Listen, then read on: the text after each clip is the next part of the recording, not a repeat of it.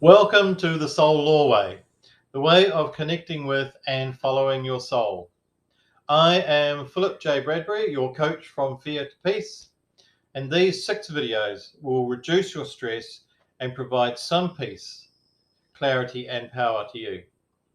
Now, the first step to power is to undo what's in the way of your power, releasing stress in your life. Only then can you see and hear clearly. Now, the first thing to remember is that we cannot release or reduce stress by changing our outer world. Find a new partner, a new job, a new career, a new house, a new whatever, and you'll still have the same problems. They'll follow you until you do the inner work.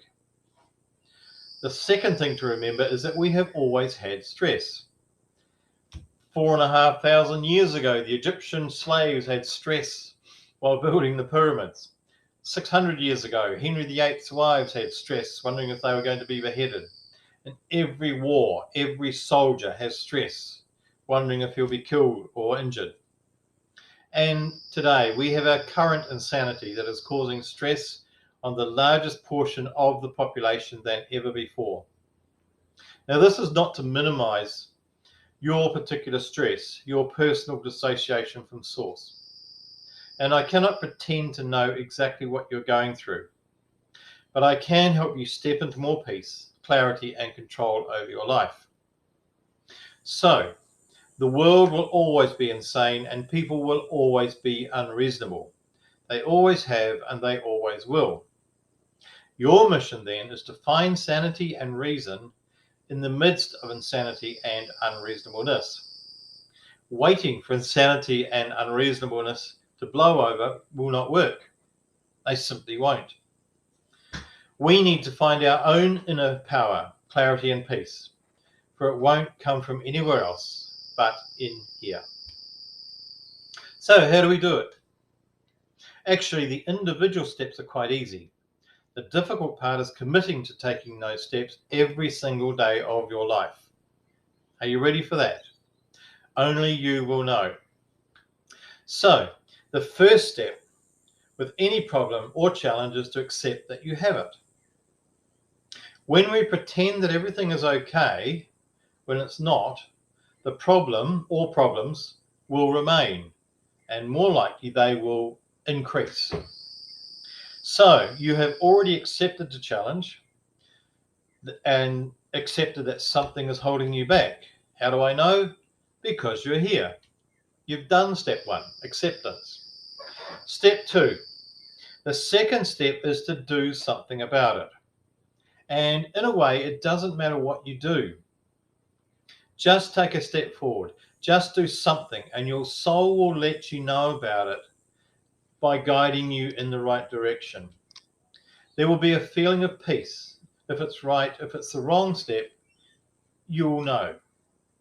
See, you can only steer a ship when it's moving.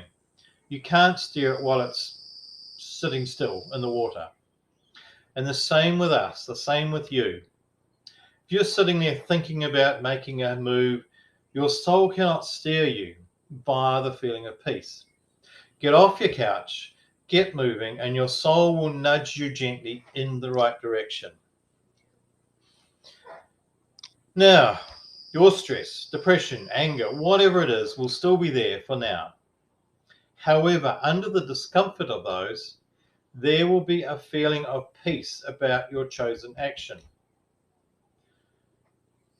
And possibly you're feeling an underlying your anxiety or whatever it is, underlying that, there is a sense of peace about doing this course. If there is that sense of peace, then continue. And well done. And so your exercise for this third lesson, simply again, download the PDF below here. And it's about reviewing what you've done so far in your life, because we forget how good we have been to ourselves, how constructive we have been in our lives. And when there's mayhem and things not working, it's easy to forget and think we're not doing very well.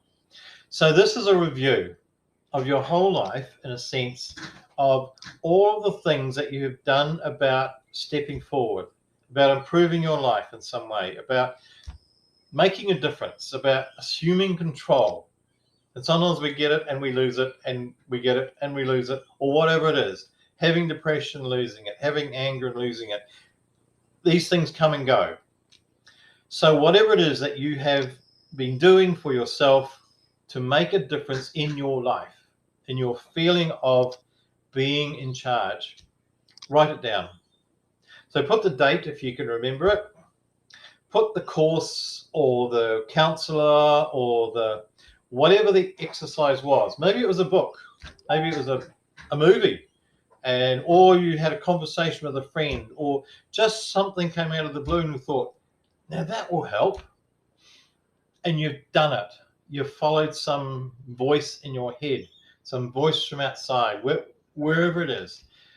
You've taken note, and you have done something. And so the third column is simply writing down what you did.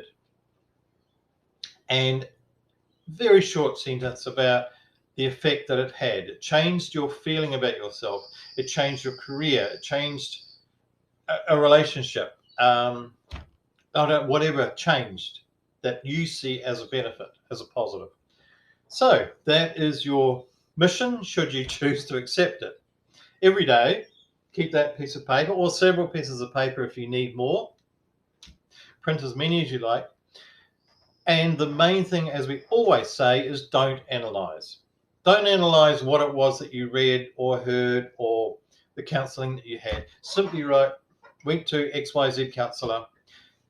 What happened was I realized I was being abusive, or I was sulking, whatever. Don't analyze any of that, because an analysis takes us backwards. Observation is always simple, and it's always more powerful than analysis. So simply observe yourself, your past, and look at what you have done today. And then you can pat yourself on the back. And I will see you on the other side at video 4, which is about making effective decisions from peace. So I wish you peace, clarity, power, and an amazing week. Thank you.